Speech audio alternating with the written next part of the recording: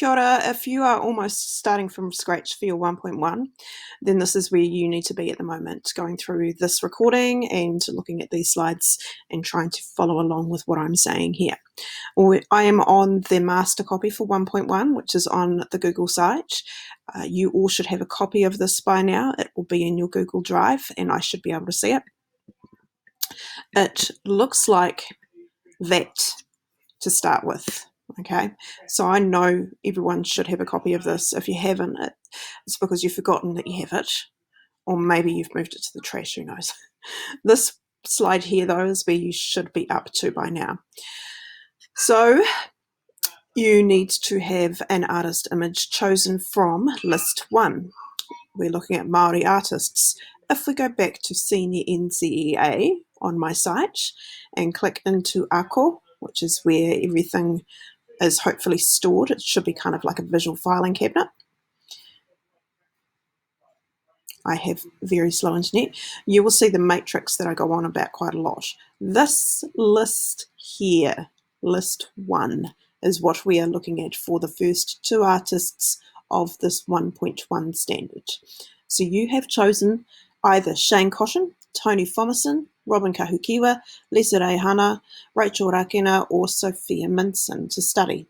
You've chosen one art image of them, and you've got that art image on the mood board that you have made, which is also in your drive.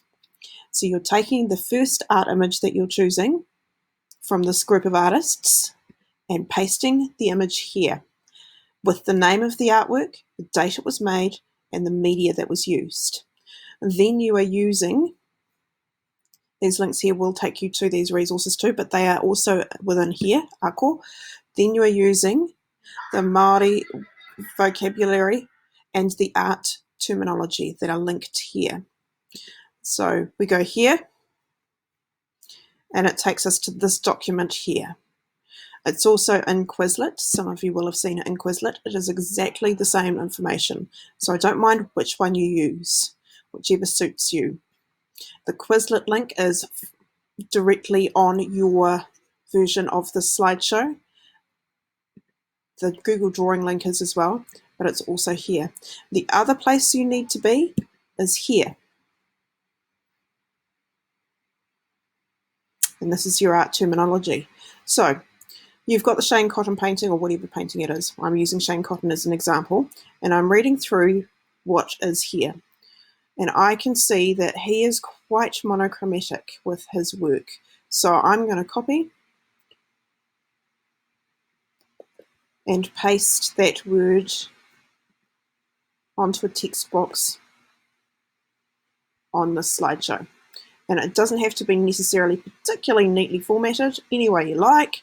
And I might, for my own reference, pretty much all tones, earth tones, bit of red. Okay? Just leave it like that. Then it's like a little reference for me. I can see, for me, I think it's all about the spirit, Māori and spirit. So I'd put that in there as well. I can see the landforms. I can see shapes that look like they come from Europe and not from New Zealand, but I know that this is a Māori artist and that it's all about the land. I would go back and pull out anything here I think is actually important. Obviously, paita is going to be important. Kaupapa is going to be important. Whakapapa, because of the land, is going to be important, I would think. I can't see the other things, so I'll probably just leave it at that for that. There would be a number of these that I would use. Composition I would use, proportion and scale I would use, eye level and horizon I would use, because it feels like you are looking at everything straight on, so I would use that, and I would put those up around this artwork on this slide. I'm running out of time, so I've got 21 seconds to get through this next bit. Watch the video. Do your own thumbnail sketch of your painting and note the focal point, the leading lines, the secondary focal point, and anything else. Then, reading through here, you should be able to answer these questions easily.